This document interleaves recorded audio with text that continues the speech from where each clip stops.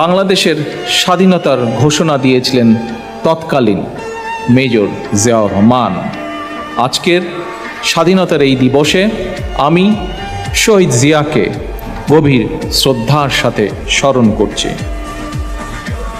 26শে মার্চের গভীর অন্ধকার রাতে হানাদার বাহিনীর সুপরিকল্পিত বর্বর হামলার সময় দিক নির্দেশনাবিহীন জাতিকে, স্বাধীনতাকামী মানুষকে মেজর জিয়ার স্বাধীনতার ঘোষণা ছিল তুর্যধ্বনির মতো।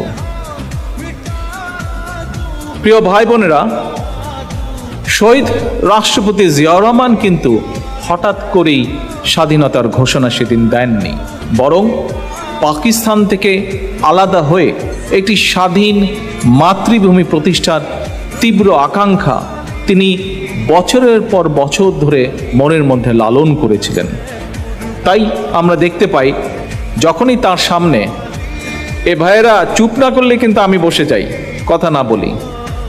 10 মিনিট ধৈর্য ধরে যদি চুপ করতে না পারেন, তাহলে কিন্তু বড় কিছু অর্জন করতে সক্ষম হবেন না আপনারা।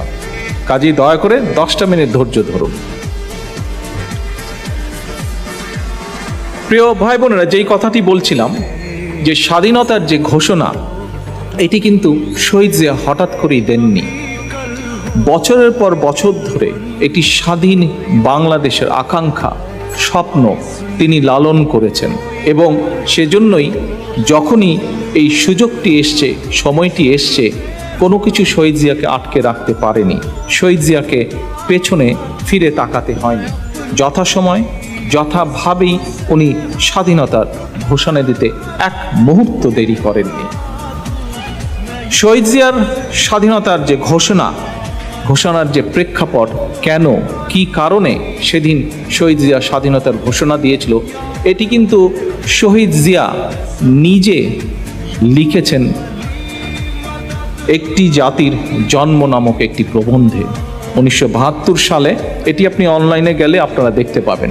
1972 সালে তৎকালীন দৈনিক বাংলা পত্রিকায় এটি প্রকাশিত হয়েছিল, এবং আজ শহীদ জিয়ার নিজের হাতের লেখা একটি জাতির জন্ম প্রবন্ধটি বাংলাদেশের স্বাধীনতা এবং মুক্তিযুদ্ধের একটি অন্যতম দলিল হিসাবে আছে।